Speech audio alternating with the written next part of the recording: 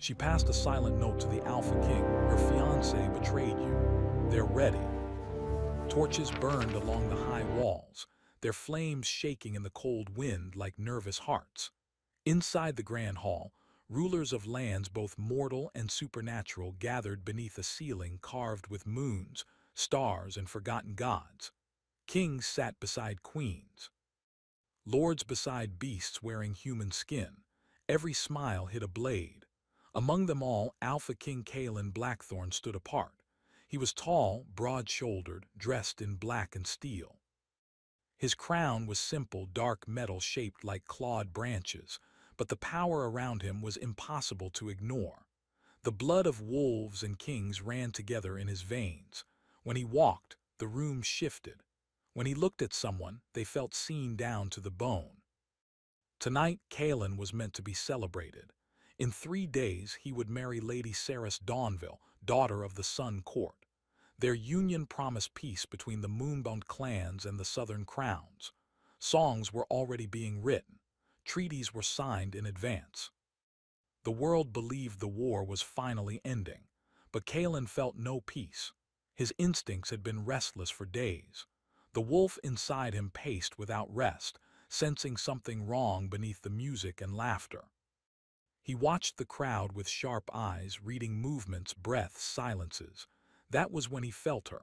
At the edge of the hall, near the long tables of scribes and servants, stood a young woman dressed in gray, plain, unnoticed. Her head was bowed as she arranged scrolls, her dark hair tied back simply. She should have meant nothing. Yet Kalen's attention pulled toward her as if by an unseen thread. Her name was Eloan Vale. No one important spoke her name anymore.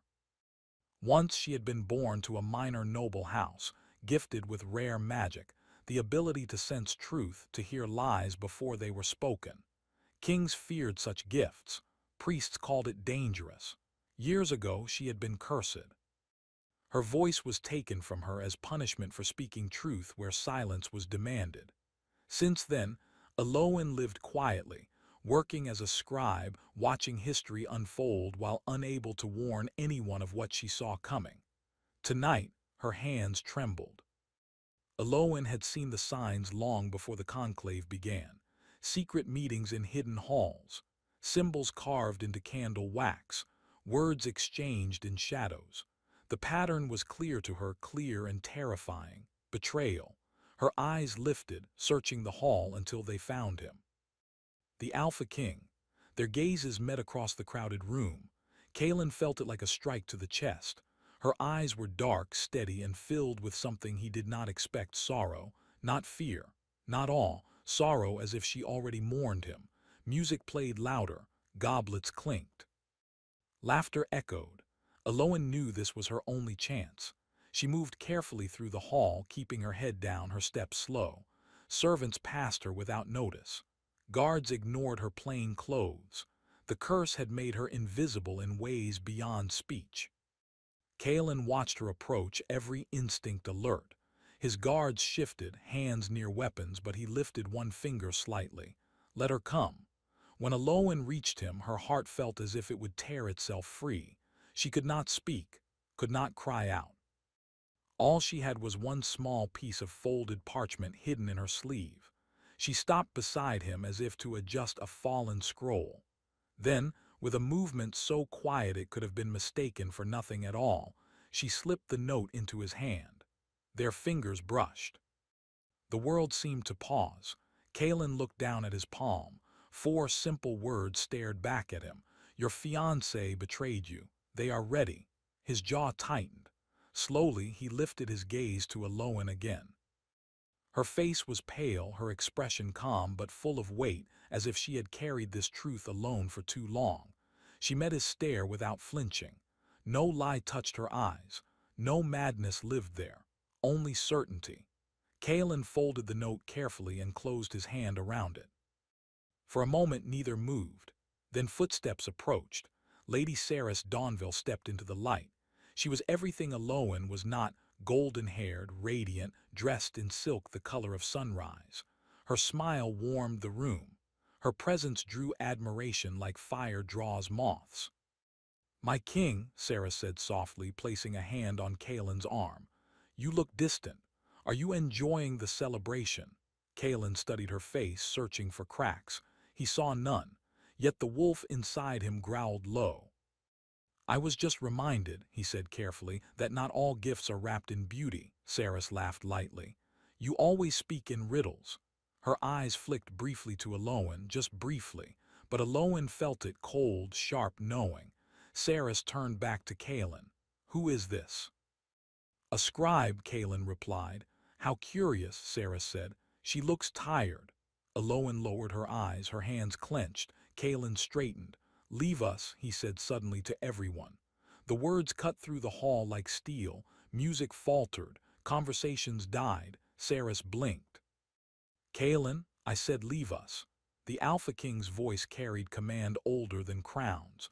Guards moved at once, ushering guests away. Murmurs spread like ripples through water. Saras hesitated, then smiled sweetly. As you wish, my king. As she walked away, her fingers brushed his arm again. This time, Kaelin felt only cold. When the hall was nearly empty, he turned fully to Aloan. Who are you? He asked. She reached for a quill and parchment from the nearby table. Her hand shook, but her writing was clear. Aloan Vale, I serve truth, even when it costs me. Why warn me? He pressed. She wrote again, because if I do not, you will fall, and the realm will burn. The words hit harder than any blade. Kaelin studied her for a long moment, then he turned to his guards. Take her, he ordered. Aloan's breath caught, not to the cells, to my chambers. Gasps echoed faintly from beyond the doors. Aloan was escorted through long corridors of stone and moonlight, her thoughts racing. Fear twisted inside her, but beneath it was something else, relief. She had been heard. Kaelin followed behind, silent, his expression unreadable. Inside his chambers, the doors closed with a heavy sound. The Alpha King turned to face her fully. Understand this, he said. If you lie, you die. If you speak truth, you may still die. Aloan met his gaze. She placed a hand over her heart and bowed her head, not in submission but in promise. Outside, unseen by either of them, a figure watched from the shadows. Lady Sarah smiled. The game had begun. Tall windows opened to the night sky, where the moon hung full and watchful. Wolf symbols were carved into the walls, their eyes seeming almost alive in the silver light. A fire burned low in the hearth, not for warmth but for tradition. This room had seen oaths sworn, enemies broken, and kings reborn. Aloan stood near the center, her hands folded before her. She felt small here, not weak but exposed. Kaelin Blackthorn did not sit. He paced slowly like a predator measuring distance, every step quiet but heavy with power. His presence filled the room. Even without anger, he was dangerous. Even without speaking, he commanded. You understand what you have done, he said at last. Aloan nodded. You have accused my future queen of betrayal, she nodded again. You have done this without voice, without proof that the court can see. Her fingers tightened together. Kaelin stopped in front of her. Why should I believe you? Aloan took a breath. She moved to the table and picked up parchment and ink. Her writing was careful, slow, as if each word carried weight beyond itself. Because I have nothing to gain, and everything to lose. Kaelin read the words. His jaw tightened. People lie for less, he said. Aloan met his eyes and wrote again. I was cursed for speaking truth. I would not risk that pain again unless the truth was worth it. The fire cracked softly. Kaelin studied her face, searching for fear, madness, ambition. He found none, only exhaustion. How do you know? He asked quietly. Aloan hesitated. This truth was dangerous, she wrote. I see patterns others ignore. I feel lies the way others feel cold. Lady Saras meets in secret. She uses symbols older than your crown. She is not alone. Kaelin felt the wolf inside him stir. Who else? He demanded. Aloan shook her head slowly. Not yet, but soon. Silence filled the chamber. Outside, the wind howled against stone. Kaelin turned away, gripping the edge of the table. Every instinct screamed conflict. Saras had stood beside him for months, gentle, loyal, perfect in the eyes of the court. To doubt her was to risk war, shame, chaos. And yet, he had learned long ago that the most dangerous threats wore the kindest faces. "You will remain here," he said at last. "Under my protection." Aloan looked up sharply. "Until I decide what truth you carry," he continued. "You will not leave these walls," she nodded. It was more mercy than she expected. Days passed, slow and heavy. Word spread through the court like mist, whispers of the silent scribe taken by the Alpha King himself. Some said she was a spy, others said a witch. A few claimed she was already condemned. Saris visited often. Each time her smile was gentle. Each time her eyes searched the shadows. "She seems fragile," Saris said one afternoon as she walked beside Kalen in the garden of frost roses. "Are you certain keeping her close is wise?" Kalen watched the frozen petals fall. "Truth is often fragile." Saris laughed softly. "So is glass, and it cuts." Her words lingered. Inside the chambers, Aloan listened to the walls. The curse that silenced her had sharpened her other senses. She felt the magic woven into the stones, felt the pull of the moon on Kalen's blood. At night when the halls slept, she dreamed of wolves running beneath burning skies, dreams that were not hers. One evening she woke with a sharp gasp. Kalen stood near the window, shirt undone, his back marked with old scars. "You see them too," he said without turning. Aloan froze. "You dream of fire and chains," he continued, "of a beast kneeling." She swallowed and nodded. Kalen turned, his eyes glowing faintly silver. "Those are my dreams." A bond was forming. Neither of them named it. They spoke less with words and more with presence. Aloan wrote what she could. Kalen listened more than he spoke. Slowly, trust, thin and fragile, began to grow. One night, Aloan discovered something she had feared. While sorting old records, her fingers brushed a hidden symbol carved beneath the desk. Her breath caught. It was the same mark she had seen on Saris's rings, a sigil of binding, older than kings. Aloan's heart raced. She grabbed parchment and ran barefoot through stone halls to Kalen's chambers. Guards reached for weapons, but Kalen raised his hand. Aloan placed the parchment before him. "The ritual has begun. The marriage is the final seal." Kalen felt the ground shift beneath him. "Binding me?" he whispered. Aloan nodded. "Not just you, the beast, the crown, your will." For the first time fear crossed the Alpha King's face. "If she succeeds," he began, "you will rule," Aloan wrote, "but never choose. You will be king in name only." Silence followed. Then Kalen laughed short, bitter. "All my life," he said, "I fought to rule myself." He looked at Aloan. "And you?" he asked quietly. "Why do you still stand with me?" Her hand shook as she wrote. "Because you listen." The words struck deeper than any accusation. Kalen stepped closer. "Do you know what it means," he asked, "to stand against a queen?" Aloan lifted her chin. "I stood against gods once." Something in his expression changed. Respect. Before either could speak again, the chamber doors opened. Saris entered. "I feared I might find secrets here," she said lightly. Her eyes fell on the parchment. On the sigil Aloan had drawn. For a moment the mask slipped, just for a moment. Then Saris smiled. "My king," she said softly, "you should not trust cursed girls." Aloan met her gaze, and in that instant she knew. The betrayal was deeper than she feared. Much deeper. Its red light spilled across towers, banners, and stone streets like a warning written across the sky. People gathered in the great square below the palace, their voices low and unsure. The wedding of the Alpha King was meant to be a celebration of peace, yet the air felt heavy, charged with unseen danger. Inside the palace, preparations moved forward without pause. Silk curtains were hung. Sacred flames were lit. The ancient altar of union was cleaned and polished, ready to bind two lives into one fate. Priests murmured prayers older than memory. Everything was ready. Everything was wrong. Kalen Blackthorn stood alone in his chamber, staring at his reflection in dark glass. He wore ceremonial armor, black steel etched with moon symbols. It felt heavier than any armor he had worn in battle. The wolf inside him paced wildly. He had not slept. Truth pressed against his chest like a blade. Across the hall, behind guarded doors, Eloin sat on the stone floor, her back against the wall.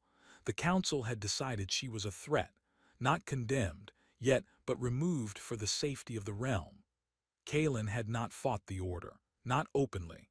He had learned patience in war. Eloin closed her eyes and breathed slowly. The curse inside her stirred, sensing the blood moon. Magic hummed through the walls, thick and dangerous. She felt the ritual moving like a giant heart beginning to beat. Time was running out. She touched the floor and felt it, symbols carved beneath the stone spreading through the palace, binding marks, chains not of metal but of will. They were meant for Kaelin. The guards outside her door shifted, uneasy. Even they could feel it. Eloin stood. She had one choice left, and it would cost her everything. The ceremony began at dusk. Kaelin walked into the grand hall alone, his steps slow and measured. The court rose as one. Music filled the space, deep and echoing. The blood moon's light poured through the high windows, painting everything red. Saris Dawnville entered moments later. She looked radiant.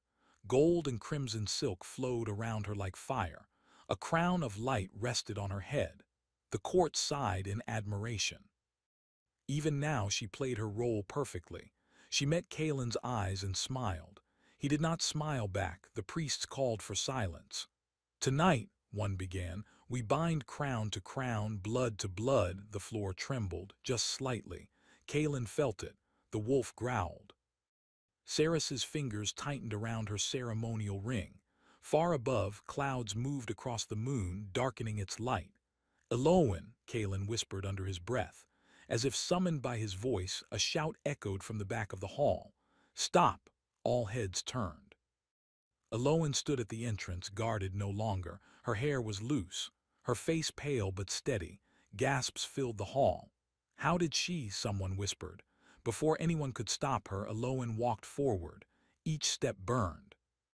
The curse inside her pulled tight, warning her of the cost. She reached the altar. The priests froze. Saris's smile did not falter, but her eyes hardened. "This is inappropriate," Saris said calmly. "Remove her." Eloin shook her head. She opened her mouth. Pain tore through her like fire. For years, silence had wrapped her voice like chains. To break it meant breaking herself. But truth demanded sound. Her voice rose, raw, cracked, real. "Do not bind him," Eloin said. The sound echoed through the hall. Shock rippled outward. Kaelin stared at her, heart hammering. Sarah stepped back. "She is cursed," she said sharply. "Do not listen." "She binds you," Eloin continued, blood trickling from the corner of her mouth. "The marriage is a cage. The ritual steals your will." The symbols flared beneath the altar. The room darkened. Saris laughed softly. "So you see at last," she said. Her calm mask fell away. "This realm needs a king who obeys," Saris continued. "Not a beast who chooses." The sigils ignited. Chains of red light surged from the floor, wrapping around Kaelin's arms, his chest, his throat. The wolf roared inside him, slamming against invisible walls. Kaelin cried out, not in pain but in fury. Eloin screamed. "No." She ran to him, placing her hands on the glowing chains. Magic burned her skin, but she did not pull away. "I choose," she said hoarsely. "I choose truth." The curse shattered. Light burst from her chest, bright and blinding. The chains cracked, the altar split. Saris shouted in anger as the binding faltered. Kaelin fell to his knees, free but shaken. The court erupted into chaos. Guards drew weapons. Nobles fled. The priests scattered. Saris stepped back, her voice rising in fury. "If I cannot rule through you," she hissed, "I will rule through ruin." Dark power surged toward Eloin. Kaelin reached for her too late. The magic struck. Eloin collapsed. The light faded. Silence fell. Kaelin crawled to her side, lifting her into his arms. She was cold. "Too still." "Eloin," he whispered, "stay with me." Her eyes fluttered open briefly. She smiled, a small, peaceful smile, then they closed. The blood moon burned overhead. Dawn came slowly. The hall lay in ruins. Saris was gone, the court was broken, the alliance shattered. Kalen sat where he had fallen, Aloin cradled against his chest. He did not move. He did not speak. The wolf inside him howled in grief. Morning light touched the broken hall softly, as if afraid to wake what remained. Shattered stone lay across the floor. Burned symbols faded slowly, their power spent. The great altar stood cracked and empty, its purpose undone. Kaelin Blackthorn still sat on the cold stone. Eloin lay in his arms. Her face was calm, almost peaceful, as if she slept after a long journey. Her dark hair spread across his armor, her hands resting lightly against his chest. There was no warmth left in her fingers. The Alpha King did not move. No one dared speak. Guards stood in silence. Lords and nobles watched from a distance, unsure, afraid. The kingdom waited. At last Kalen lifted his head. His eyes were no longer silver. They were dark, deep, and full of grief. "She saved you all," he said quietly. No one answered. "She broke a curse meant to rule this land," he continued. "And you watched." Shame spread through the hall like shadow. Kalen rose slowly, lifting Aloin with him. The weight of her felt heavier than any crown. "Clear the palace," he ordered. "Leave us." No one questioned him. By nightfall the halls stood empty. Days passed. The kingdom held its breath. Kalen refused the council, refused the throne, refused food and rest. He carried Aloin to the highest tower, where moonlight touched stone and old magic whispered through the walls. He laid her on a bed of white linen and candles. "If the gods hear truth," he said softly, "then hear this." He knelt beside her. "I was raised to rule," he said, "to command, to conquer." His voice broke, "But she taught me to listen." The moonlight shifted, the air grew still. Magic stirred, not violent, not sharp, but deep and ancient like roots beneath the earth. A voice spoke, not aloud, within the silence. "Truth does not die," it said, "it changes." Kalen felt warmth move through his chest. Aloin's fingers twitched, he froze. "Aloin," he whispered. Her breath came shallow, fragile but real. She lived. Aloin awoke between worlds. She stood in a quiet place where light had no source and shadows had no shape. Her voice was gone again, but she did not feel afraid. Before her stood an ancient presence, not cruel, not kind. "You broke the chain," it said, "but every breaking has a price." Aloin bowed her head. "I accept it," she answered without sound. "You may return," the presence continued, "but not as you were." Images filled her mind, her old life, her lost voice, her quiet strength. "Choose," the presence said, "a full life without magic or a bound fate with the Alpha King." Aloin did not hesitate. She stepped forward. When Aloin opened her eyes again, the world felt different, not weaker, clearer. Kalen sat beside her, his face lined with exhaustion and hope. She reached for his hand. He inhaled sharply. "You came back," he said. She smiled softly. Her voice did not return, but she did not need it.